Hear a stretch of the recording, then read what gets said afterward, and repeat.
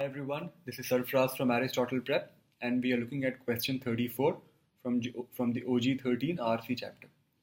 In case you haven't understood this passage properly, please watch the video for question 31, in which I discuss the passage in great detail. So the question says, which of the following best describes the function of the last sentence of the passage? So let me go back and check what was the last sentence. The last sentence actually starts from line number 24 and it says thus a woman. So but the point is, since it says thus, it means this is a conclusion. But what is it concluding from? I will have to read the previous sentence to understand that. I hope you got that part, because the last sentence starts with a thus or maybe a hence. It means it's concluding something, but it's concluding something obviously from the previous sentence. So unless I read the previous sentence, I will never get the right context. So I will start from the previous sentence, which says, the political rhetoric of a particular era, for example, may influence women's interpretations of the significance of their experience.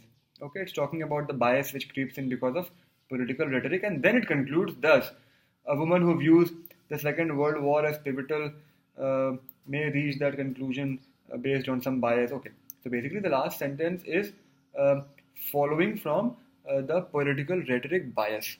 That is basically what I've understood. I still don't know what the last sentence says. I will go through the options, and if I'm still confused, then I will try to understand what that last sentence says. I do know it's an example of a political rhetoric bias. I hope that should be good enough. So A says, it describes an event that historians view as crucial is totally wrong. Nothing crucial about it. It provides an example of how, example is good, it provides an example of how political rhetoric is even better, may influence the interpretations of experience reported in women's oral narratives. That's the perfect answer. You see, I still don't know what the last sentence says, but this is perfectly what it does. It gives you an example of how political rhetoric bias can come into the picture.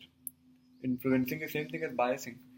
So C says, it provides an example of an oral narrative that inaccurately describes women's experience during a particular historical period.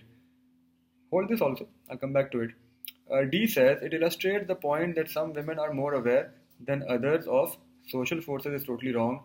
E says, it identifies the historical conditions that led to the social acceptance is nonsense. So B looks perfect to me, but I couldn't eliminate C. Or C wasn't totally wrong. At that time, it didn't look totally wrong to me. So I held on to it. Now I'm going to go back and read C again. I still think the answer should be B, but I'll read C once again.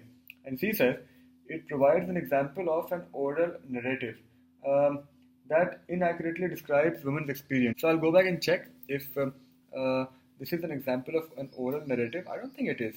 If I go back and read it, it's definitely an example of a political rhetoric, but it is not an example of an oral narrative. So I don't think C should be the answer either. I think B is absolutely correct. It's the perfect answer to the question.